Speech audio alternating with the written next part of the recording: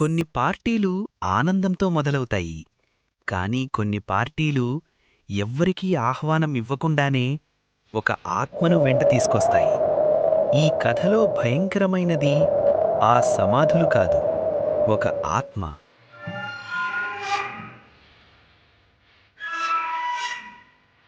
ప్రశాంత్ వయసు 43 సంవత్సరాలు. నిజాయితీగా జీవించే ఒక మధ్యతరగతి కుటుంబ పెద్ద. అతని భార్య అనిత 35 సంవత్సరాలు. వారి పెద్ద కూతురు హనీ 19 సంవత్సరాలు. కాలేజీ చదువు, మౌనంగా ఉండే స్వభావం. చిన్న కూతురు జెస్సీ 14 సంవత్సరాలు. ఎప్పుడూ నవ్వుతూ తిరిగే చలాకీ అమ్మాయి. ఇంటి చిన్న సభ్యుడు రియో అనే పెట్ డాగ్. వాడికి వింతగా ఏదైనా అనిపిస్తే మొదట స్పందించే అలవాటు.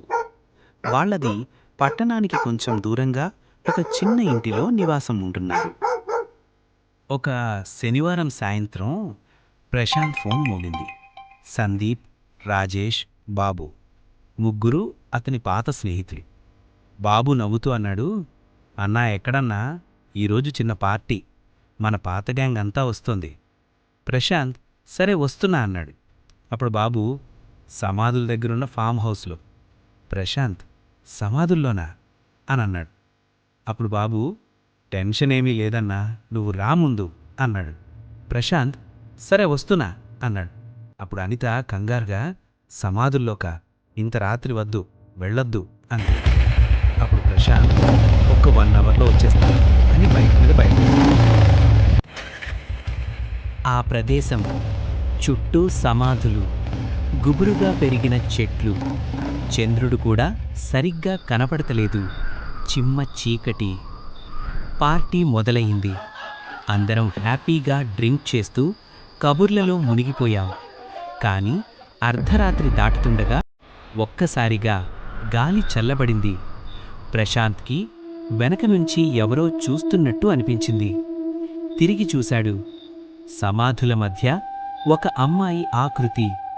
తెల్ల చీర కట్టుకుని, జుట్టు విరబోసుకుని చూస్తుంది. ఆమె కదలటం లేదు. ప్రశాంత్ కంగారుగా, ఎవరు ఆమె? బాబు నవ్వుతూ, అన్నా సాలది, మందు తాగన్నా, నీకు మందు ఎక్కువయిందంటన్నా. ప్రశాంత్ ఆమెనే చూస్తూ ఉండిపోయాడు కంగారుగా.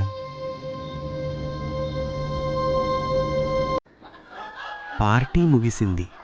అందరికీ బాయ్ చెప్పి బైక్ స్టార్ట్ చేశాడు ప్రశాంత్.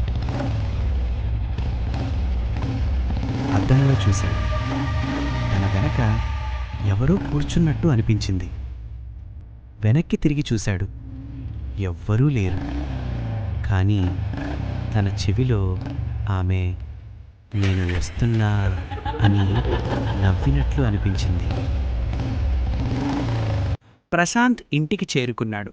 అనిత డోర్ తీయగానే రియో ఒక్కసారిగా భయంకరంగా అరవడం మొదలుపెట్టింది.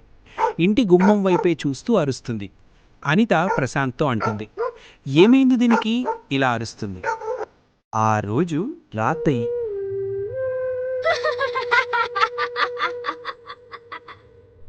అని ఒకసారిగా ఉలికిపడి భయంకరంగా అరుస్తూ నిద్రలేస్తుంది.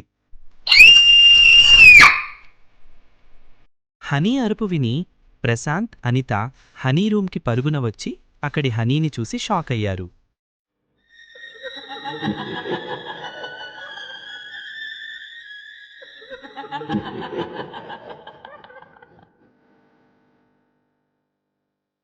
తర్వాతి రోజు హనీ ప్రవర్తన చాలా మారింది. అద్దం ముందు ఎక్కువసేపు నిలబడి చూసుకోవడం, ఒంటరిగా నవ్వడం, చీకటిలో చెల్లివంక చూసి భయంకరంగా నవ్వడం చేస్తుంది. జెస్సీ భయపడి, అమ్మా అమ్మా, అక్కని చూస్తుంటే నాకు భయం వేస్తుంది. రియో హనీ దగ్గరికి వెళ్ళడం మానేసింది. తర్వాత రాత్రి హనీ గొంతు మారిపోయింది. ప్రశాంత్, నువ్వే నన్ను ఇంటికి తీసుకొచ్చావు, ఈ ఫ్యామిలీ నాకు కావాలి అని బిగ్గరగా నవ్వుతుంది.